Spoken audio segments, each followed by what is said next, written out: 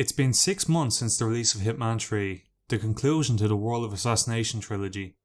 The game is intended to be the single and best place to play all 3 games in the trilogy, and if you've played these games before, it's quite obvious Hitman 3 maps certainly had less content than Hitman 1 and Hitman 2 did. It seems like Hitman 3 has slowly been forgotten already, and with this being the end of the trilogy and several fan complaints that have spanned across all 3 games still not addressed, it's starting to get really tiring. Listen, I love Hitman and I especially love these 3 games. Despite how much I complain about IO at times, I still think they're one of the best developers around, and there's a polish to their games you won't find anywhere else, even with the odd bugs here and there, and I wouldn't be making this video if I didn't love these games. Before I start ranting, I just want to say I'll leave sources to all of IO's responses to these issues that I bring up in the description of this video so you can check them out yourself. So first, let's just take a quick look at how Hitman 3 post-launch support compares to the 2 previous games. Obviously those 2 games have had longer time for post-launch content compared to Hitman 3 at the time of this video, but let's just take a look anyway to see the difference so far. In Hitman 1 we received 56 unique escalations for free, 26 unique elusive targets for free, 4 bonus missions, a full campaign with Patient Zero that was part of the Game of the Year edition of the game.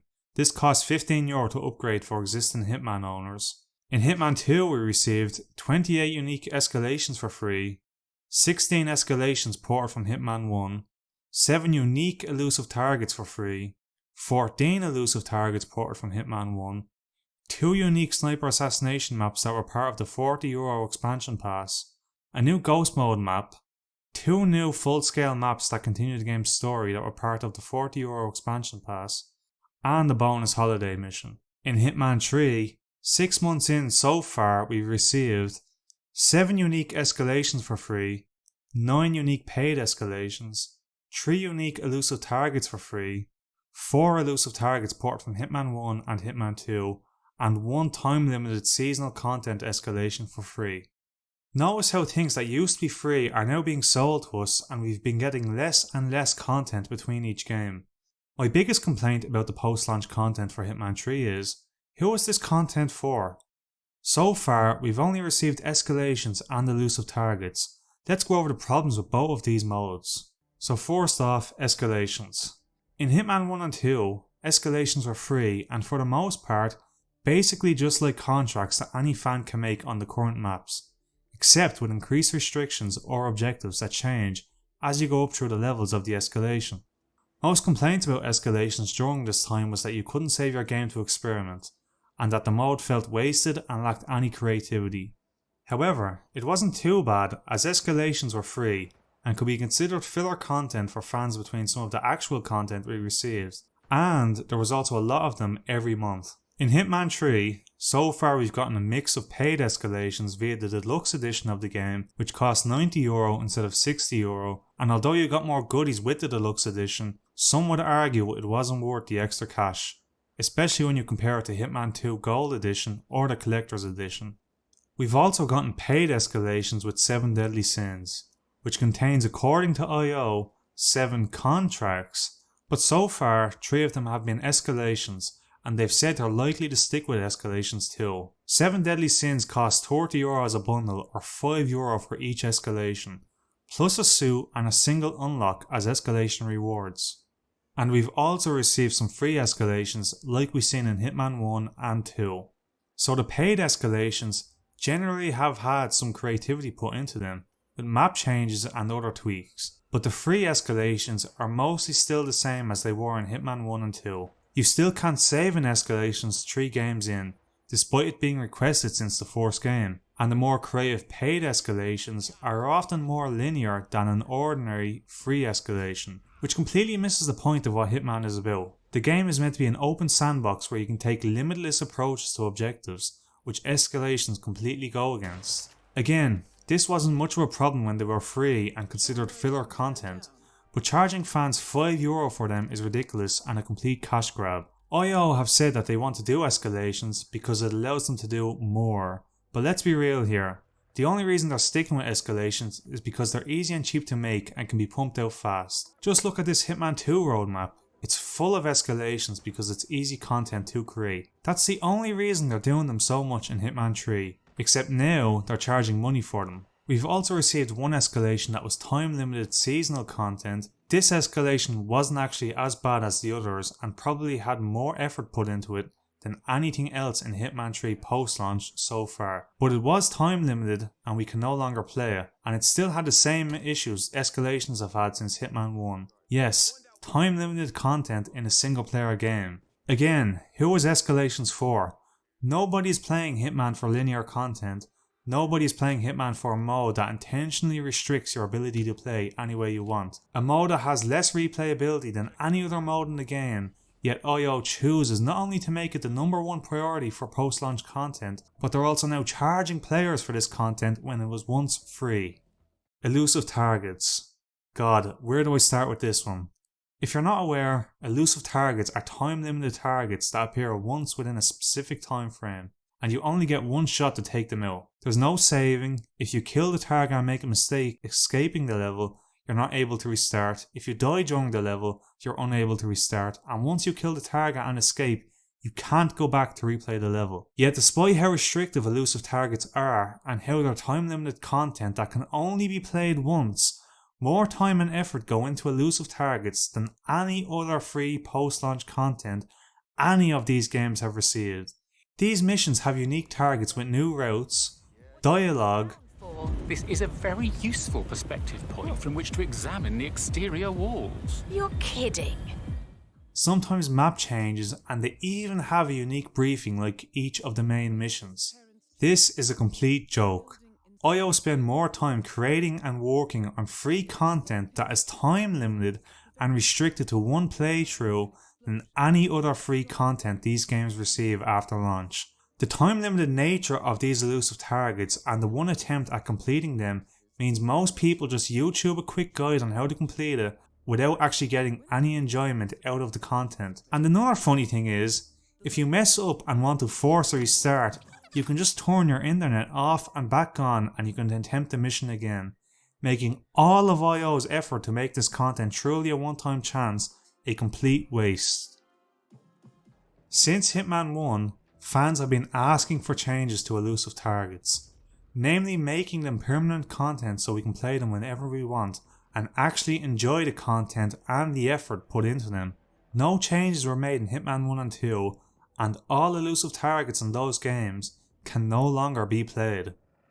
5 months before the release of Hitman 3, IO announced that changes to the elusive target formula was happening in Hitman 3, and they would announce more once we got closer to release. The game released in January 2021 and there was no information on the changes to elusive targets, so most fans assumed we'd find out what the changes were once the first elusive target came around. About 2 weeks after the game released, we got our first content roadmap. The first elusive target was a legacy one ported over from Hitman 1 and was due to go live later that month. Other than the announcement when the elusive target was starting, we were told nothing else. Finally, later that month the elusive target launches, and despite what IO said before release, there was no changes to the elusive target formula. It was the exact same way it's been since Hitman 1.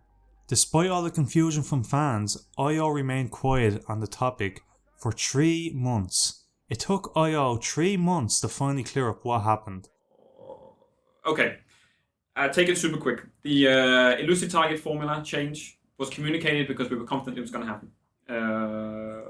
It was communicated by me. It's my responsibility. I should have told people earlier that it wasn't happening before now, or at least not for launch, and at least not before the first elusive target. It might still happen. We're still talking about elusive targets and the formula for them, and also the formula for them going forward. But yeah, this is like sort of hands up. I should have done it earlier, before now. So now you know. You can stop asking. We will put this on a blog or something. Basically, the changes they had planned never made it into the final game, and they might still come to the game, but they're not certain. You're probably wondering what those changes were too, right? Good, so am I, because they still never said what the proposed changes were, and they might not even see the light of day.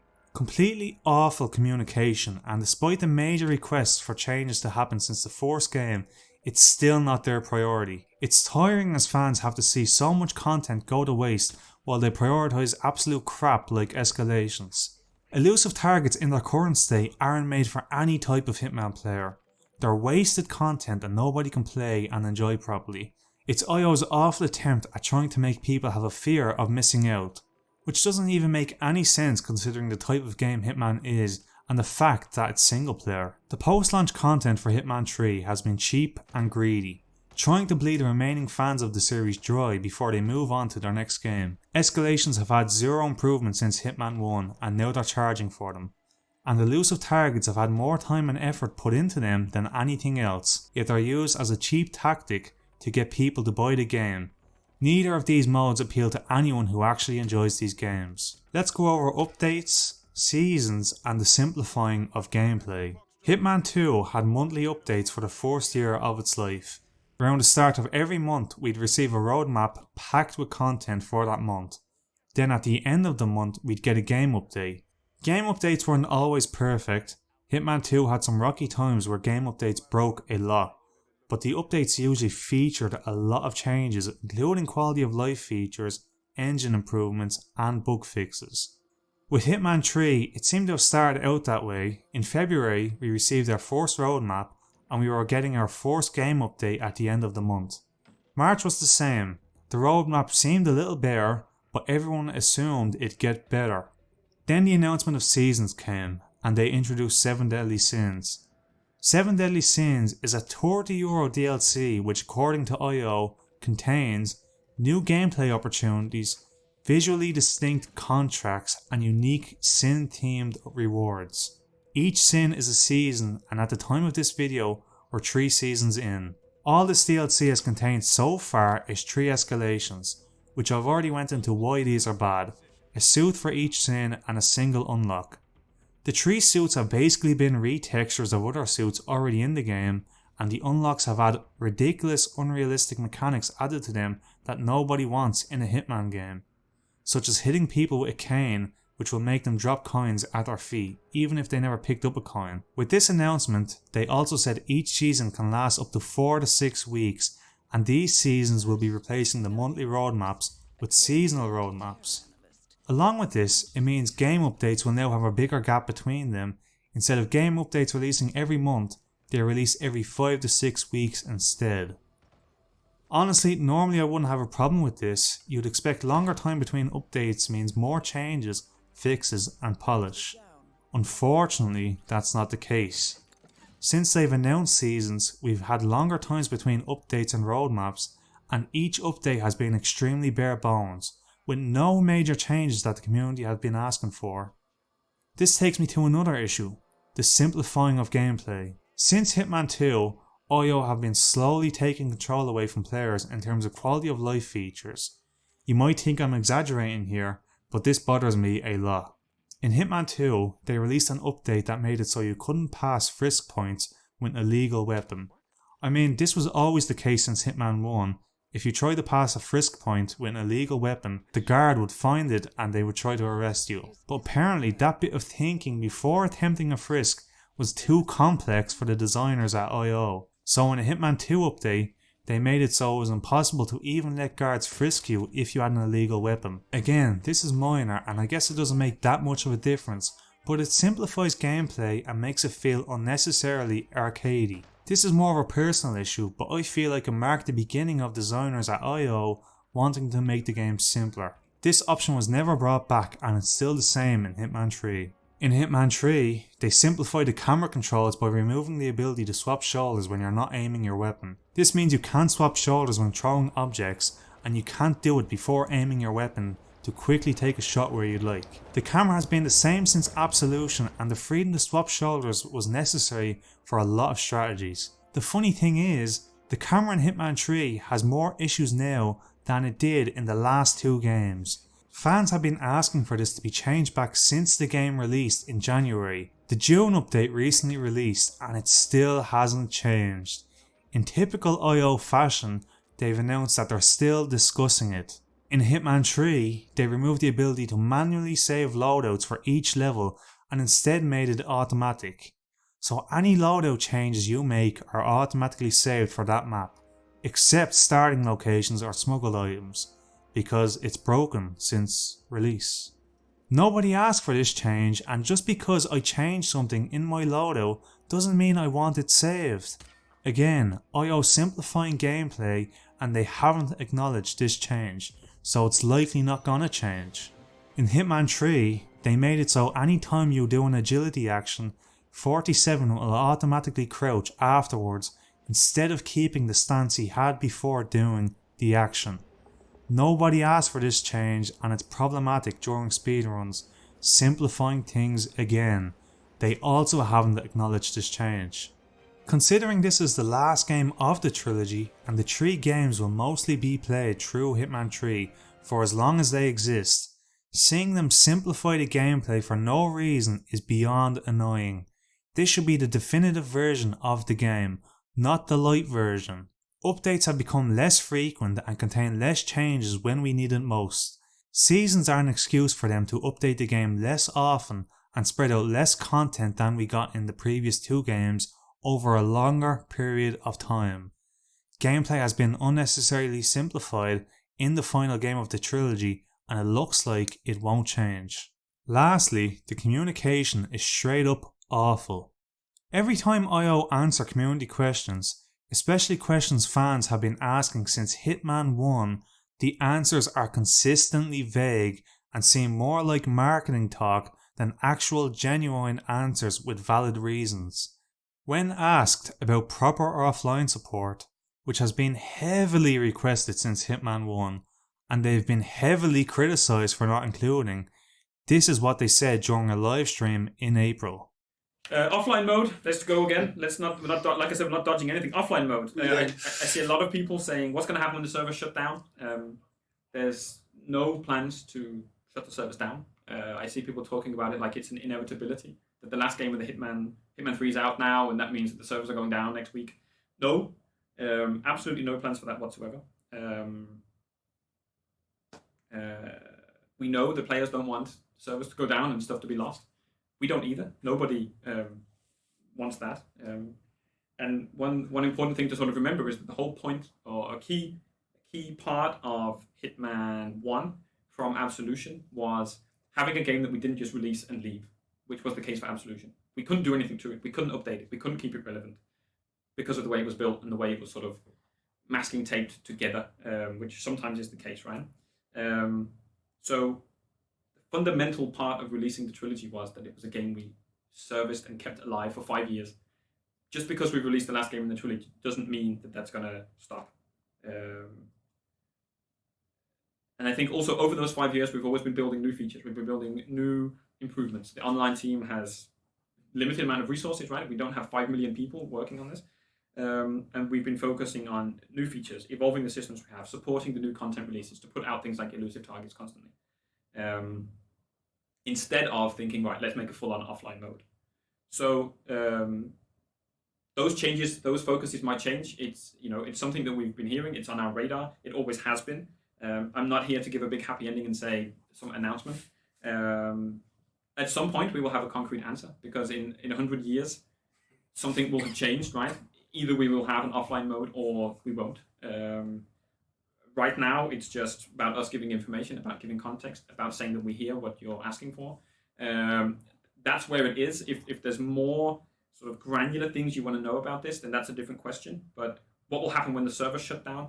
I can't answer that concretely because we're not planning to shut the servers down anytime soon. So we don't have that answer. The answer I can give you is what I've just said. They completely avoid the actual question or the problem with the game having no offline support.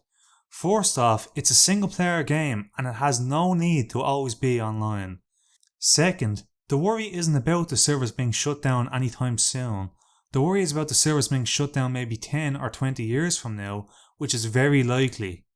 Hitman Absolution came out in 2012 and the servers for contracts mode in that game closed down in May 2018. The game wasn't even out 8 years at that stage. IO said it'd only be temporary, and 3 years later, they're still down with no word regarding when they'd return. All 3 Hitman games in this trilogy are always online, and if you play offline, you don't receive ratings at the end of levels, you can't unlock anything, you can't play escalations, you can't complete challenges. Basically anything that makes this game a bit replayable, you can't do. They refuse to address this issue for 3 games, and even post Hitman 3, they're still giving non-answers regarding a massive issue that will probably make these games unplayable in the future. Before the release of Hitman 2, they said the game would have 6 full levels, which made fans think it'd be 6 full levels like in Hitman 1. Except it turns out Hawke's Bay, the first level, is basically a tutorial level with only 5 mastery levels, and another level, Whittleton Creek, only had 15 mastery levels compared to the standard 20 on every other map. They were criticised by fans for their wording here, which was a bit misleading. You'd think they learned from that mistake with Hitman 2, but before the release of Hitman 3, they straight up lied about the game having 6 levels that each have 20 mastery levels. Instead, we got 5 full levels and a linear level with only 5 mastery levels, misleading fans once again. Refine your approach as you advance across 20 mastery tiers per level. I've already mentioned it before, but the way 7 Deadly Sins was advertised with such little information and the vague wording of what was actually included was very misleading and made a lot of fans think they'd be receiving something other than what seems to be just escalations. During the IO monthly livestream in April, they also said they're not sure themselves what else will be included in the 7 Deadly Sins pack. So that's why they used the broad term of contracts instead of straight up saying escalations. If you ask me, charging people €30 for content that's not even complete or concrete in development yet is pretty scummy. How do you expect people to pay for stuff when the developers themselves don't even know what's going to be included? It honestly seems like they were chancing their arm and wanted to see how much they could charge for low effort content. And that's all I have to rant about. Sorry, but I feel like this needed to be said. Again, I love these games, and if another Hitman came out tomorrow, I'd very likely buy it, so I guess I'm part of the problem. But myself and many other fans would just like these games to be the best that they can be.